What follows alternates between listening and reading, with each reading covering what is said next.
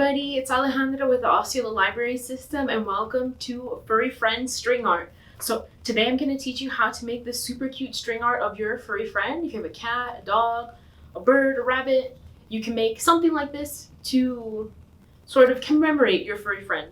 So before we get started, what you're going to need for this project is a piece of wood. Mine is 4x6, I think about an inch and a half of thickness. You'll need a hammer, of course, some nails. Depending on your piece of wood, that's the length you would go for. I used 1 1/4 inch for this one, but it was a little bit too long. So for a piece of wood like this, I would suggest maybe just an inch of length. You'll need some embroidery string. I have many colors here, but you know, whatever your color of choice. And some small pliers. So I found these very handy for keeping my nails steady as I was hammering it in. Or if your nails kind of maybe don't stay nice and straight, you can use it to sort of like force your nail to be a little bit more straight so your project looks a little neater. Oh, and then lastly, you'll also need some sort of image that you want to replicate on your wood. So as you can see here, I have an image sort of like a silhouette of a cat. So if you wanted to replicate this, you just find like maybe a Google image of a cat or a dog that you can then trace on your piece of wood. So with that said, we can go ahead and get started. As you can see, I already have started this project. So what I did here was I took my piece of paper with my image and I just kind of taped it to my piece of wood. And then I hammered all my nails around the image. Alternatively, you could also just draw on the wood in pencil the outline of your image and then follow that guideline for your nails. Either way works fine. I prefer this method though because sometimes if you are not super precise with the pencil, your pencil markings might show through. So once you have that, you can go ahead and just remove your image, and there you should have the outline of your furry friend. So once you have that, go ahead and take your color of choice for your floss. You could definitely do multiple colors if you prefer. I think it's a little easier if this is your first project to just do one color. And then what I'm going to do is just tie a knot like this, just a regular knot. And then I'm just going to tighten it onto my nail there. And I'm going to go ahead and double knot this just in case.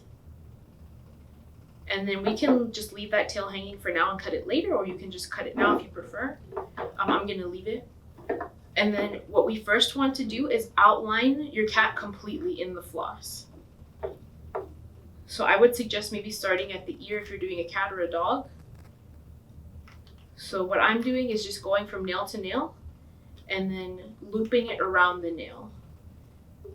And then for string art, you really want to keep some good tension, especially since, you know, embroidery floss is made of multiple threads. It does split a little bit if you're not keeping good tension. And then if there is a nail that maybe is a little too close or you don't really want to outline, you don't really have to. See, I'm having a little hard time here with that one, so I'm just going to move on to the next one. And then just continue looping until you've completely done your cat's outline. And like I said, you can do this with maybe the image of a dog if you have a specific breed, or you can do a bird, a rabbit, really literally any image that you have that has a simple outline, you can do this with. If you do have maybe an image of a bird that has a lot of feathers or a lot of detail, and that might be a little tricky, but you can certainly try. And then I got my tail down here. And like I said, continuing to keep that tension. You can see there where I didn't have enough tension, the string sort of split off into different threads a little bit. Yeah, once you get the practice though, this does become very easy and not too time consuming. Since my piece of wood isn't very large, it only took me about, I would say 10 or 15 minutes to completely outline my design with the nails. And you definitely want something that has a sort of larger nail head, so you are able to like wrap around. So nothing too small, otherwise it won't sort of hold the embroidery floss onto your design. Okay, and if necessary, you can definitely push down with your fingernail or your pliers if you find that maybe you need a little help wrapping it around the nail. Sometimes that helps me. So you can see I got my whole outline done. And then from here, you can pretty much just go back and forth this way between your nails. So maybe kind of like that. See, I'm having some trouble, so I push down on the floss.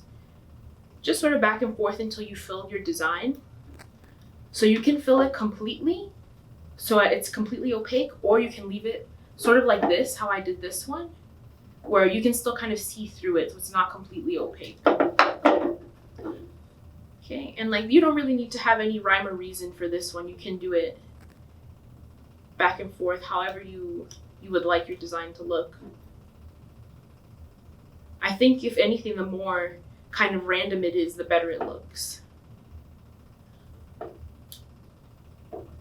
Or you can also just leave the outline only. You can maybe go over the outline one more time and just do an outline. That would also look really nice for this one. There you go. And then I just keep going and going and going, and then when I get to the end and I'm satisfied with my project, I kind of just tie off, just like I did in the beginning. Tie off a knot, and then cut off my tails, and you're pretty much done.